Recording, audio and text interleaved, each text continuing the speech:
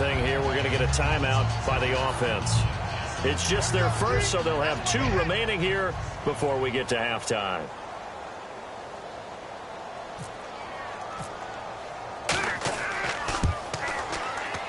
And Walsh able to convert it as his kick is good.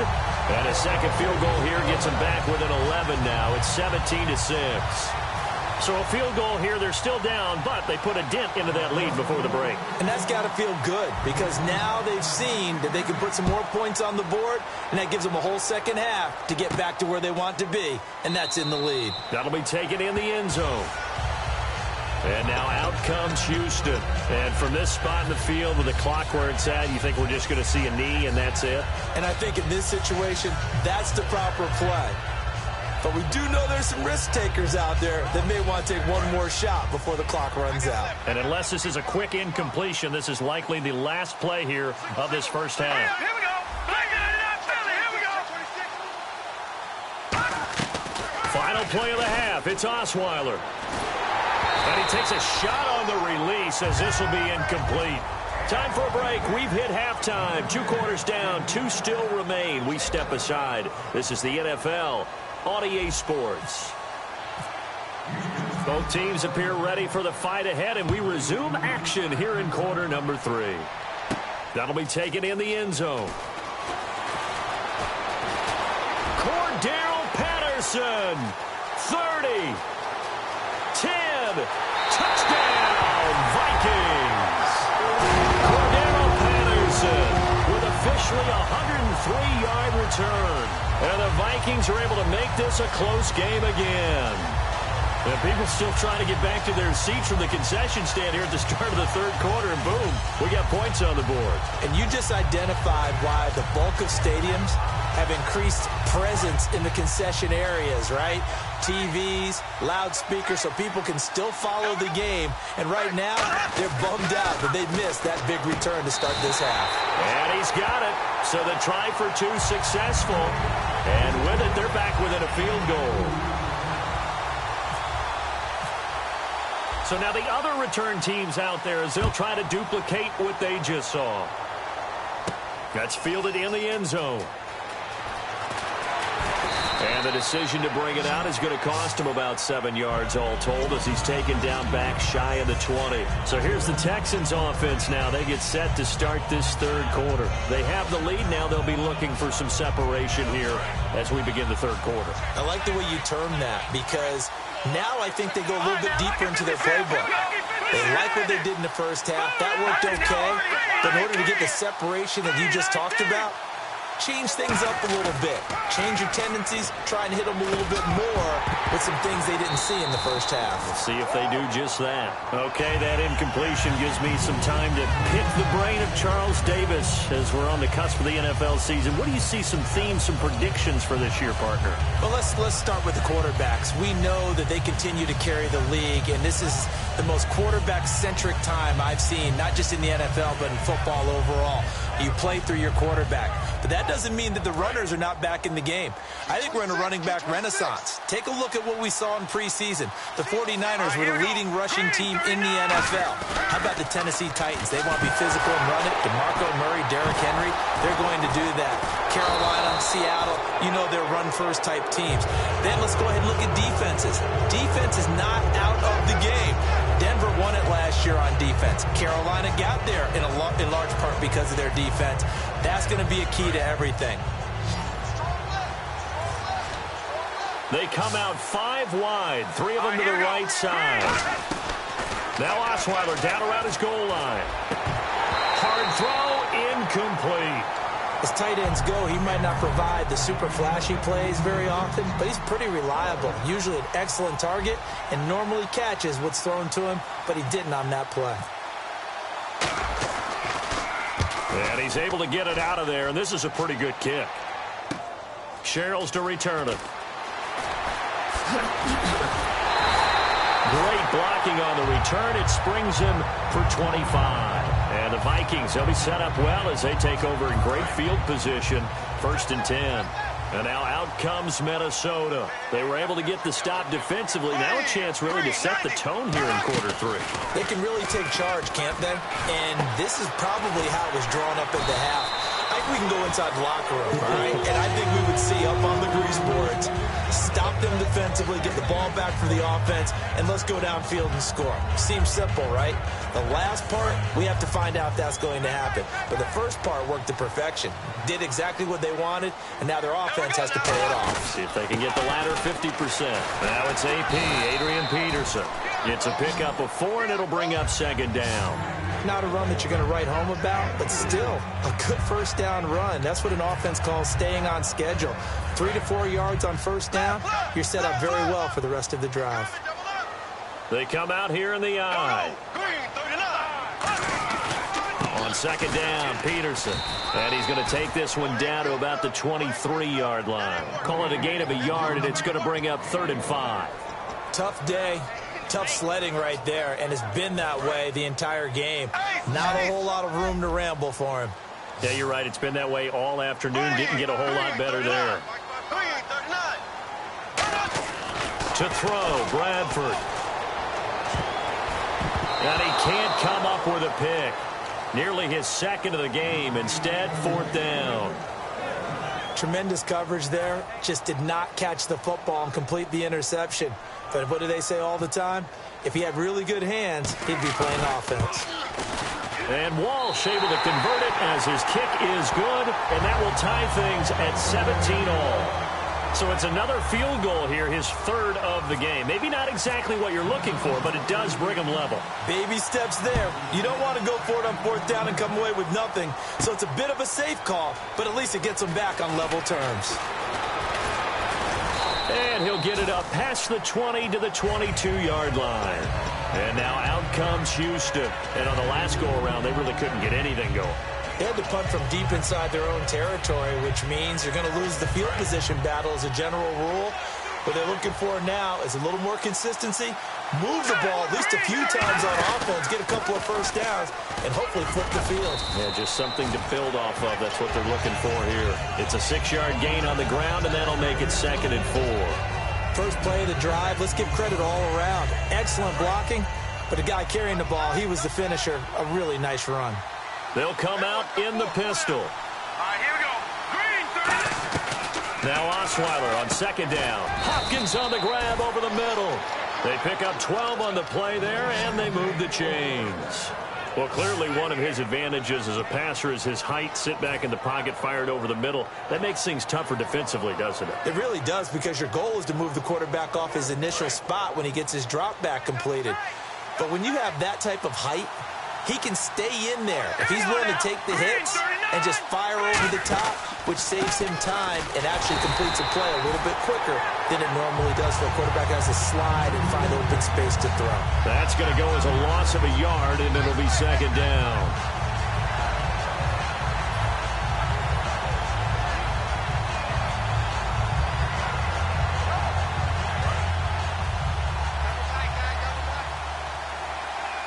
Again, we'll see the pistol here.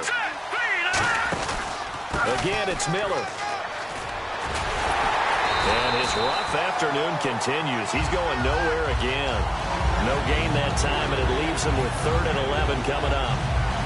But at least he was able to break that initial contact, or it could have been a loss. Yeah, give credit to the defensive player, though. What did he do? Made him slow down, slow up his feet, and allowed the rest of the guys to get there to finish him off.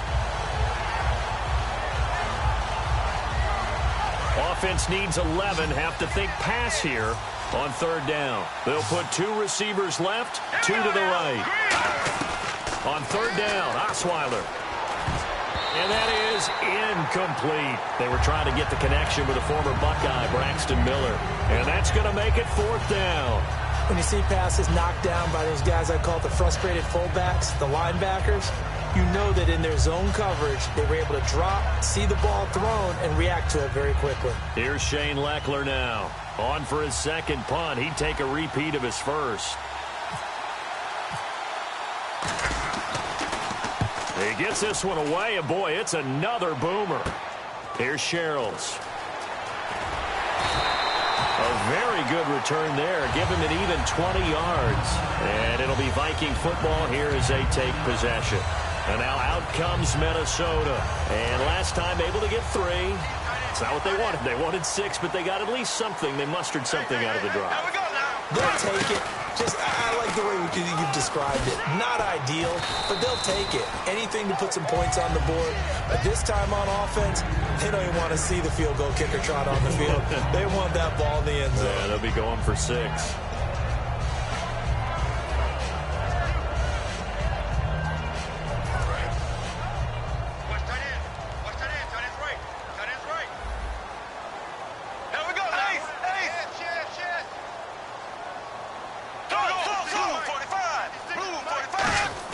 Now Bradford on second down. And he is going to be taken down. And that should be the final play of this third quarter. Back now at beautiful new U.S. Bank Stadium. All even as we get ready to start the fourth. Well, they go play fake. The problem is nobody was faked out. And when no one's faked out, what's the end result? Sack. Quarterback gets hit.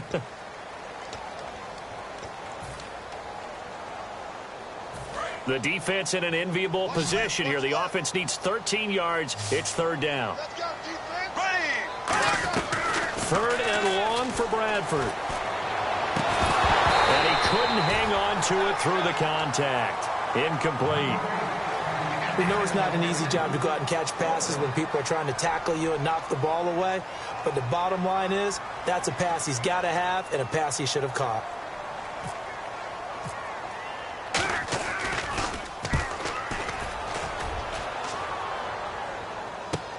This is taken at the 18.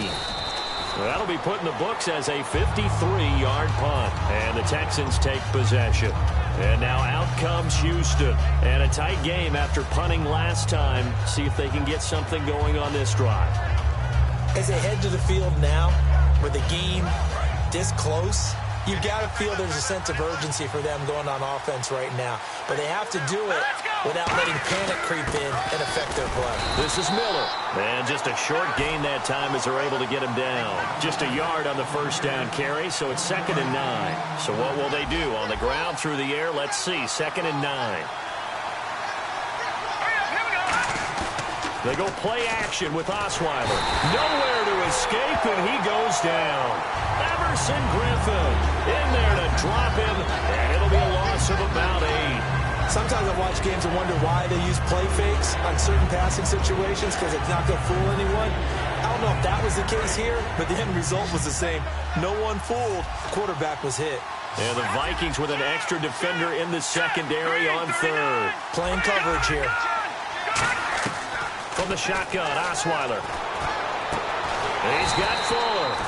And he's able to take this one up to the 35-yard line. That one good for 14 yards. And that'll bring up 4th down.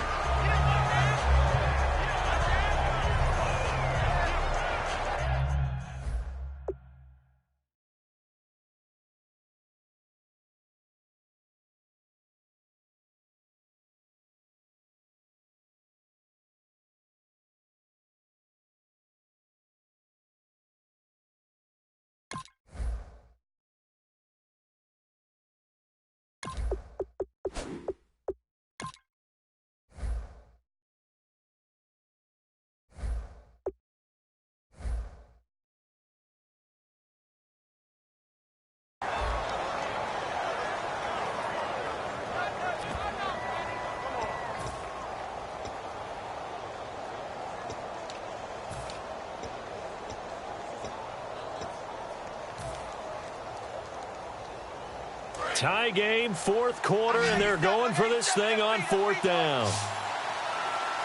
Here we go now. 3-19. They'll try and throw for it with Osweiler. Fuller brings it in over the middle. And he's taken down at the 43, but not before picking up the first. I remember in pregame when we were talking to him on the field, and he took his gloves off and showed us his fingers. A few misshapen ones in there, and now we know why, trying to catch those types of bullets. That was a dart. Yeah, even for a talented receiver, those are tough to hang on to. A first down carry now for Miller. And he'll get this across midfield to the 48. 9 yards is the pickup there, and they'll have a 2nd and 1. This drive is turning into an extended one, and the guy carrying the ball, he's becoming more like a body blows guy. Every carry is putting some damage on the defense. So after a while, I'm not too sure how many guys are going to want to run up and tackle him. Second down, they need less than a yard to pick up the first. Miller, the lone setback.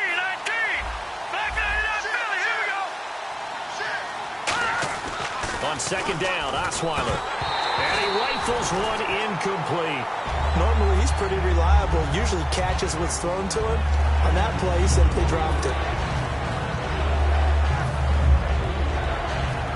And the offense can string something together, but they'll need to do it quickly here to try to get points on the board and win this game. They'll try to run for it with Miller. And he is going to lose yardage here. A loss of a yard, and it brings up fourth. And, partner, in a lot of short yardage situations, you'll see the linebackers step up into the gaps, what we call mugging the line of scrimmage, to make sure they take away all spaces, all creases. That one worked really well for them. They only needed a yard, instead went backwards.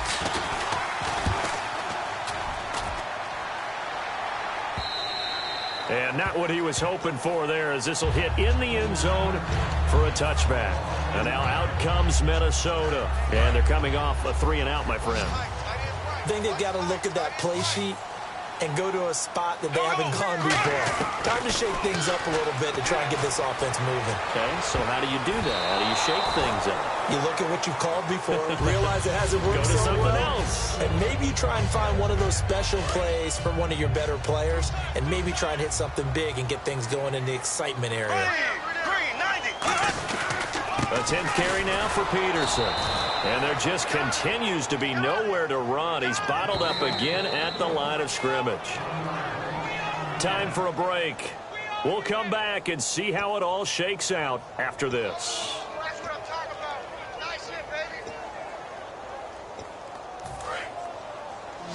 Hey, tight down. There you go.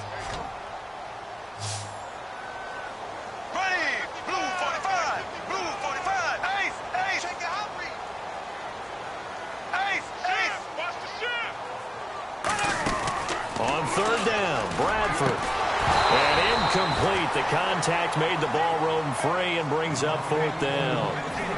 Here's Jeff Locke now, as he'll kick it away for the second time.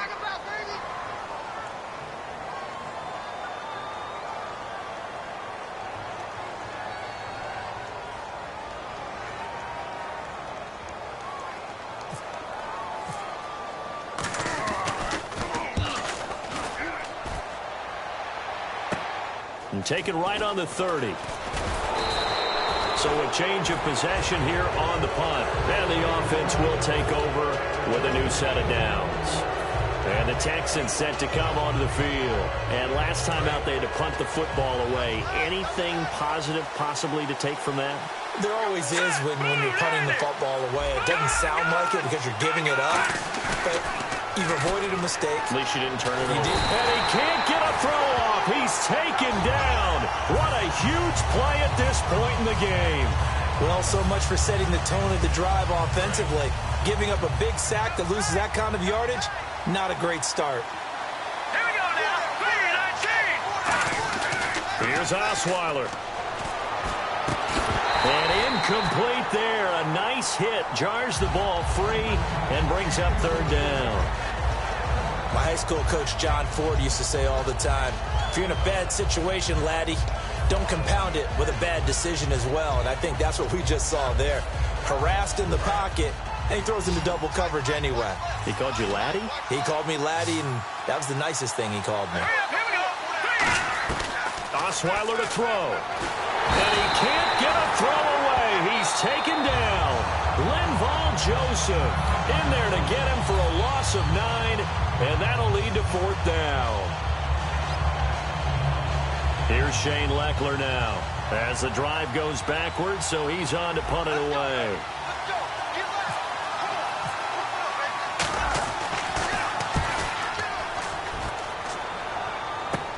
Taken in at the 22.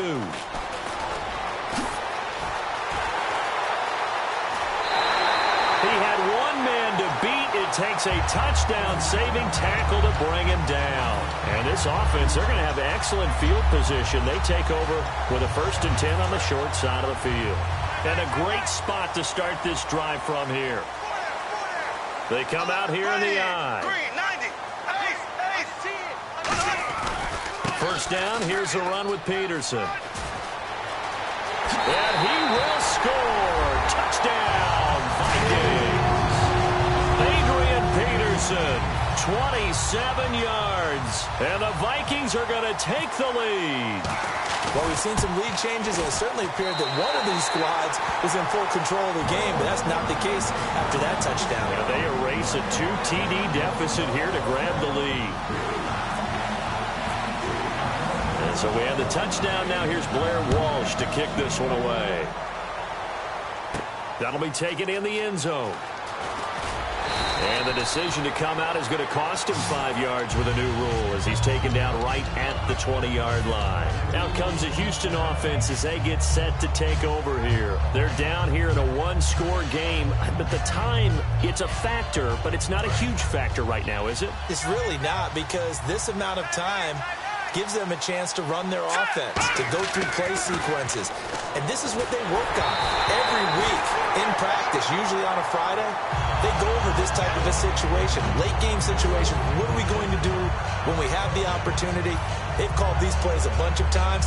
Now's their chance to execute them. Yeah, they have the opportunity now. Here's the execution. They isolate Hopkins on the left side.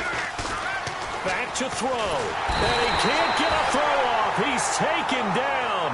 What a huge play at this point in the game. Okay, I'm not sure you could actually draw a better pass rush than that one right there. Nowhere to go outside. He had to keep backing up and backing up and backing up. Eventually dropped for a huge loss. And some secondary help here for the defense in the nickel on 3rd and long. And nearly intercepted there. That would have been ball game if he had clinched it and caught it. Instead, it gives him one more chance here on 4th down. Down 7, and they've got to go for it here on 4th down. Back to throw. He's going to let it fly. He's got a man complete. And they finally are able to take him down at the opposite 47. Now whistles come in. We're going to get a timeout here by the offense. It's just their first. They've got 2 more to use here in the final stages. He'll look to throw, and it pops free. The collision there jarred the ball loose and brings up 2nd down. Today's NFL, these big guys are featured receivers. They move all over the place to try and find good matchups, and they had one. They were just unable to complete the pass. They'll put 2 receivers left, 2 to the right. They'll look to throw, and he can't get a throw away. He's taken down. Everson Griffin in there to take him down, and the clock will roll. Now that was a passer's nightmare. The front door totally shut down by the defense, so he kept going backwards, hoping to find another avenue of escape. It didn't exist. He's back to throw. Now a desperation throw. Oh, a crusher there as it's intercepted. Picked off by Harrison Smith. And a big turnover there as his guys will get the football back. And now out comes Minnesota. Only 1 timeout defensively, so this should just be a simple kneel down. I agree totally. I looked at my time management chart. It says take a knee, victory formation. They just have 1 timeout left, and that should be all she wrote. By the way, it's a good thing you can read that because nobody else can. Not with my chicken scratch, not at all. And all the way down to the 26. It's a big run for AP. 61 yards on the ground. Well, Charles, there's an old saying, don't let a loss beat you twice. You're exactly right about that, Brandon. When you look at it and all of your preparation went into winning this week, now you have to absorb a loss and find a way to shake it off.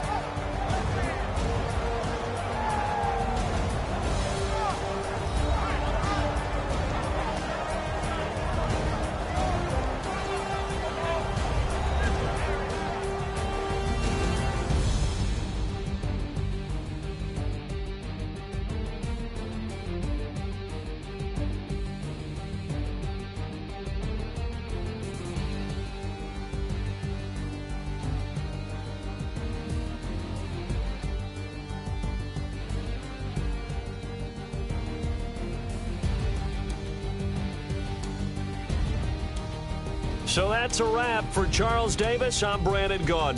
And this has been a presentation of the NFL on EA Sports. For more, check us out at easports.com.